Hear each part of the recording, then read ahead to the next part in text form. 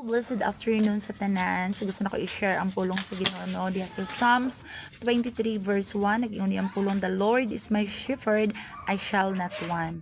So ang Ginoo nagaingon nako, ang Ginoo mao nga magbalantay, wala gayo makulang kanato. And yes, it is very true no, because Jesus is the source of everything and He is the source of life. So tanang aspeto sa atong kinabuhi, sa dihang naa si Jesus Christ sa atong kinabuhi, wala tay angay ikabalaka, wala tay angay ikahadlok, because He is our shepherd. Siya nga ang magbalantay sa atong kinabuhi, o kung siya nga atong magbalantay, He knows everything nga atong gikinahanglan, and He is also a good God, a good Father, a good shepherd na mo-provide sa tanam natong mga panginahanglanon, not only sa atong finances but also sa tanang aspeto sa ato ang physical needs, sa atong emotional needs, sa atong everything.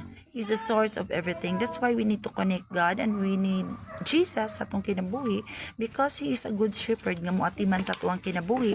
Ug mo nang giingon na pag ang Ginoo na sa ato walay makulang ka nato igsuon. Mo na unsa pa man atong gipangita, dukol na ta diha sa Ginoo, Maigson. Kay nindot gyud ang kinabuhi kung naa si Jesus atong kauban.